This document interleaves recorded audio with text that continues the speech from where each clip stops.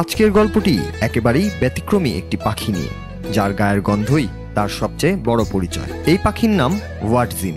একে বলা হয় স্টিং বার্ড বা দুর্গন্ধযুক্ত পাখি, কারণ এর শরীর থেকে গরুর গোবরের মতো গন্ধ বেরোয়। ওয়ার্ডজিন আমাজনের দুর্গম জঙ্গলে বাস করে। এর শরীর অনেকটা মুরগির মতো হলেও এর আচরণ, শারীরিক গঠন এবং হজম প্রক্রিয়া একেবারেই আলাদা। পৃথিবীতে এটি একমাত্র পাখি যার হজম পদ্ধতি গরুর মতো, মানে এটি খাবার গেলার পরই শরীরের গাজন প্রক্রিয়ার মাধ্যমে তা হজম করে।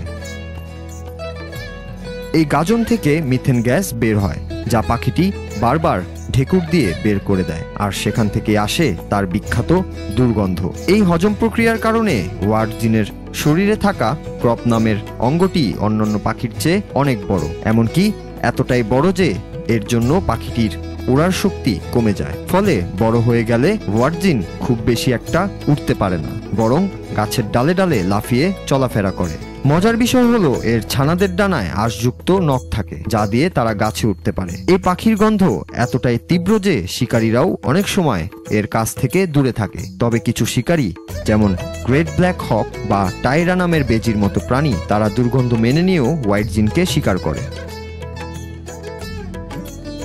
2024 সালে বিজ্ঞানীরা 360টিরও বেশি পাখির জিন বিশ্লেষণ করে একটি পাখির পারিবারিক গাছ তৈরি করে, কিন্তু ওয়ার্ডজিনের ডিএনএ অন্য কোনো দলের সঙ্গে মেলেনি। এটি এখনো একটি রহস্য যা বিজ্ঞানীদের বিস্ময়ে ফেলেছে। এমন আরও অদ্ভুত পাখি রয়েছে প্রকৃতিতে, যেমন কাপুচিন বার্ড, যার ডাক অনেকটা করাত কাটার শব্দের মতো, বা বিশ্বের সবচেয়ে জোরে ডাক দেওয়া পাখি। প্রকৃতি যে কত বিচিত্র, ওয়ার্ডজিন তার একটি জীবন্ত উদাহরণ। Nur Raju, Bangla TV news desk.